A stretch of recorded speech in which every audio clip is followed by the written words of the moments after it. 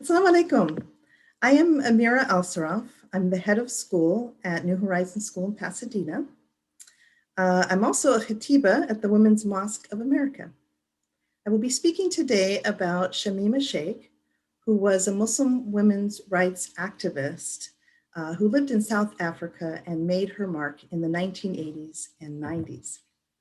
I will begin the story of Shamima with her ending, because in her final resting, she made a powerful statement, a testament to her life's work. At the age of 37, Shamima passed into the hereafter, succumbing to her battle with breast cancer.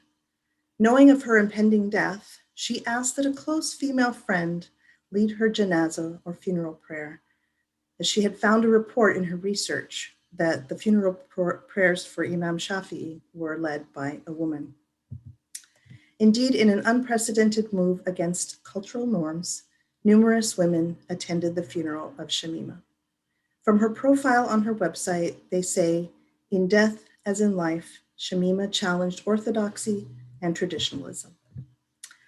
While she was an avid activist in the fight against apartheid, her impact was deeply felt among women for whom she fought for the right of access.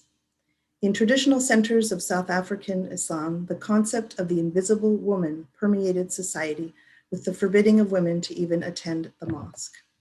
She wrote an article, "Denying Women Access to the Main Space, a Betrayal of the Prophet," drawing from the very tradition of the women's space in the Prophet's mosque, not in a separate building or gallery or room, or not at all.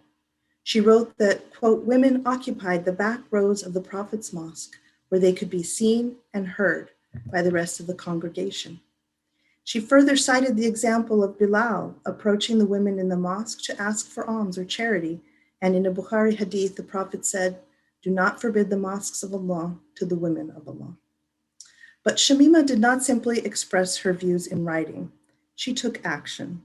She spearheaded the formation of and headed the gender desk of the Muslim youth movement.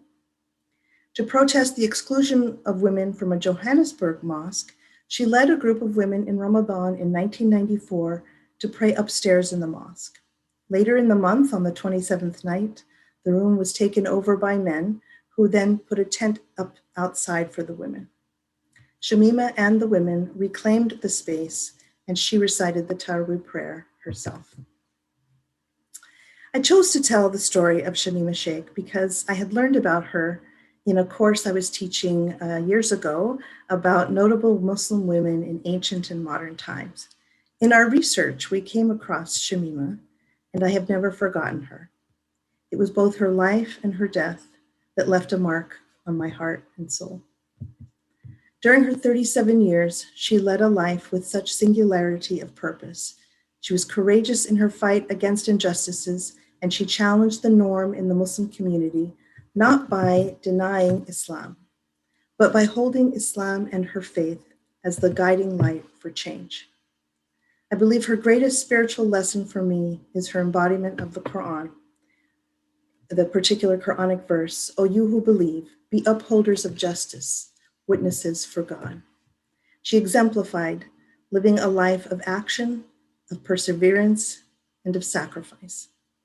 Professor Abdul Qadir Tayyib of the Department of Religious Studies in Cape Town shared these words in his obituary: "Shamima, your everyday name was beautiful, but there are many of us who know that your true name was fighter for justice, smiling. Don't let grass grow under my feet. You have met the exalted friend." May God be pleased with her.